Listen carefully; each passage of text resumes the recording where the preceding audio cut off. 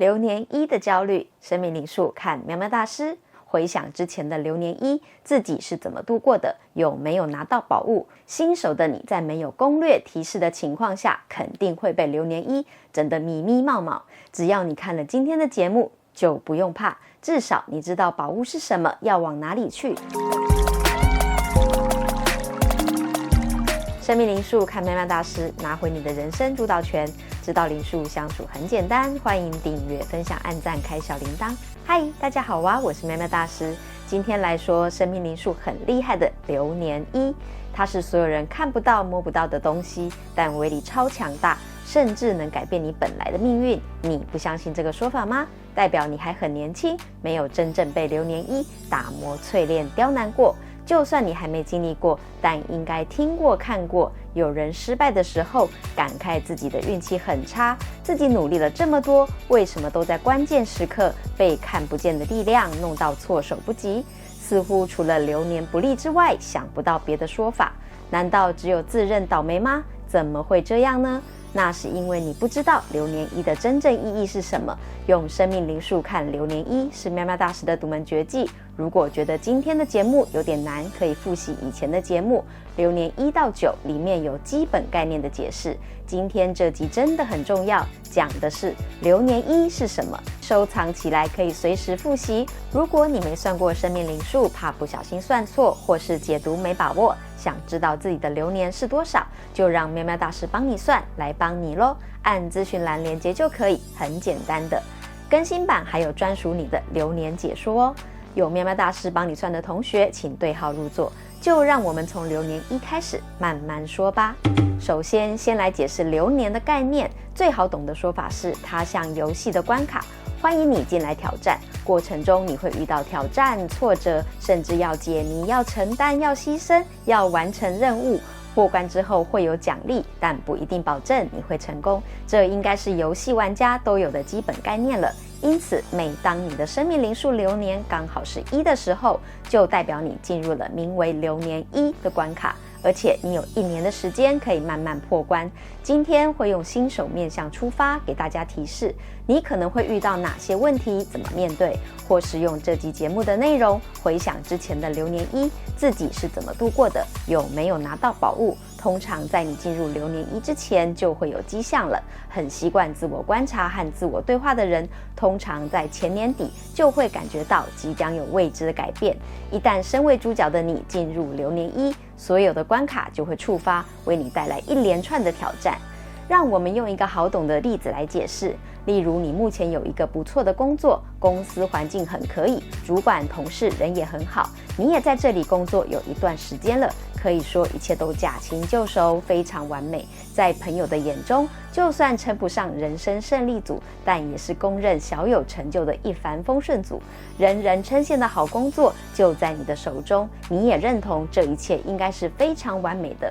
但最近组织有点调整，状况被改变了。只要有一点点小状况发生，就会出现衔接不上，大家七手八脚忙成一团的混乱情况。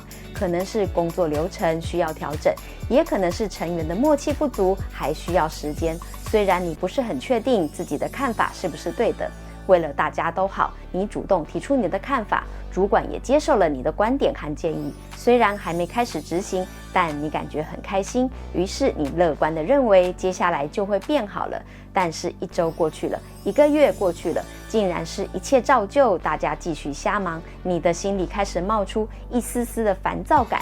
再去和主管沟通，得到的答案让你失望，因为要做的事根本做不完，没有时间，没有人可以帮忙调整，只好以维持运作优先，就算乱成一团也没办法。这让你开始觉得心累、沮丧、无奈。你原来认定的美好逐渐变得非常不真实，感觉像是泡泡一样随时会破掉。这时候你会开始感觉到害怕，因为你的提议被主管拒绝了，你也被卷入乱成一团的灾难中。本来让大家感觉温暖愉快的舒适圈已经不舒适了，就像泡泡一样正在消失中。面对向下发展的未知感，会持续增强你的害怕，因为不知道接下来会发生什么事。然后你会开始自我怀疑，可能会怀疑自己是不是能力不够，向主管提出的建议才不被采纳。和朋友聊过之后，你感觉的确有这种可能，于是你说服自己继续努力下去。一转眼又1个月过去了，情况完全没有改善，只有一路恶化下去。你开始焦虑了，因为你的舒适圈已经从不舒适变成不舒服了，完全不是表面上看起来的一帆风顺了。直到你真的忍不住了，甚至考虑要离开，需要找人帮忙缓解心里的各种压力时，你找了可以信任的人大吐苦水。没想到对方听了你的故事之后，觉得你小题大做，是身在福中不知福的家伙，甚至会劝你再撑一下就好，不要轻易换工作。要是下一个工作条件更差，不就亏大了？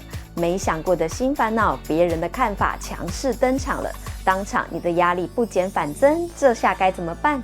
当你真实听到别人竟然是这样想的，一定会很惊讶，甚至会开始反省，自己真的是身在福中不知福的人吗？还会怀疑自己真的只是心情不好的冲动吗？要是下一个工作和对方说的一样，状况更糟，不就完蛋了吗？听起来很有道理的，别人的看法是不是让你更动弹不得了呢？怎么会这样？到底该怎么办才好？这就是流年1的强烈威力，让你深刻地感觉到有点想走，但好像不能走，甚至会有快要不能呼吸的感觉。也许你会决定继续忍耐看看，但你要知道，忍耐是有极限的。到要爆炸时，也许你会直接找主管强烈表达主张，或是遇到突发事件时，瞬间情绪崩溃哦。既然今天讲的是流年1的焦虑，就让我们说仔细讲明白。记得前面说过，流年是为期1年的关卡吗？没错，在前面的例子里面说到的所有挑战可以重复发生一遍一遍再一遍，因为你体验的时间有整整1年哦。是不是想到这里就快要崩溃了？到底是要走要留，怎么做才是对的？这就要看你当时的主题数，才知道你渴望什么。目前无法得知，要用喵喵大师帮你算才知道。需要主题数的话，按资讯栏连结就有哦。让我们继续回到流年1，为什么这么刁难？难不成破关有宝物吗？没错，你猜对了，但你一定不知道是什么。辛苦忙碌1整年，当然会有很厉害的宝物。只要破关的人，就会得到名为勇气的宝物。因为勇气是一种人格特质，不是具体的物品，没办法直接送给你，只能透过这样的情境、压力、状况题，再由主角的你亲自培养属于你的勇气呀。重点来了，新手的你在没有攻略提示的情况下，肯定会被流年1整得迷迷冒冒。只要你看了今天的节目，就不用怕，至少你知道宝物是什么，要往哪里去，会比漫无目的的漂流强上好几倍。这是喵喵大师的独门绝技，听到赚到。流年1就是要让你培养出勇气，才会有这样的场景、演员还有事件发生，好让你清楚地体验到、感觉到现在的自己在哪个部分缺乏勇气，面对什么人、什么事就会虚弱无力，让你忍不住害怕、自我怀疑、退缩，甚至听到别人的看法就会让你动弹不得。这些都是在暗示你，少了勇气的你正在面临什么样的困境和难题。你的不舒服就是强烈的提醒。那到底该怎么办才好呢？首先，我们要意识到自己害怕什么，了解恐惧的来源，才能对症下药。当我们感到害怕或怀疑自己时，要学会勇敢挑战这些负面的想法，用积极的态度看待自己和周围的世界。再来将大的目标分解成小目标，只要逐步实现，就可以增加我们的自信心。关键是每次都试着做一点自己害怕的事情，安全的挑战，慢慢扩大自己的舒适圈。接着要练习分享自己的想法和感受，向信任的朋友或家人寻求支持和鼓励，拜托他们当你的啦啦队、后援会，让你的心保持温暖和热情。最后，请积极的学习新的知识和技能，提升自己的能力，会持续增强自信心。勇气不是与生俱来的，而是需要后天培养的。只要我们愿意面对自己的恐惧，不断挑战自己，就能渐渐变得勇敢哦。有趣的来了，对1到9号人来说，勇气的定义和层次是完全不同的，但一样的是要挑战你害怕的事。因此，流年1破关的方法没有标准答案，想要逃跑赖皮1整年也是可以的啦。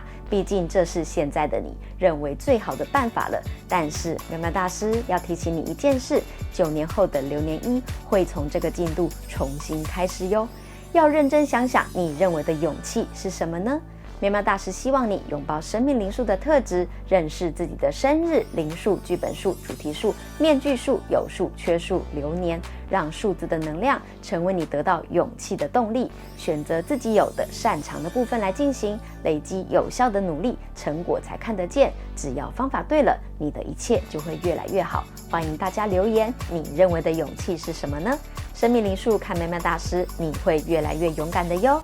如果你觉得苗苗大师的灵数 2.0 对自己和身边的人有帮助，就欢迎订阅、追踪并分享给他们哦。我是苗苗大师，下次再聊咯。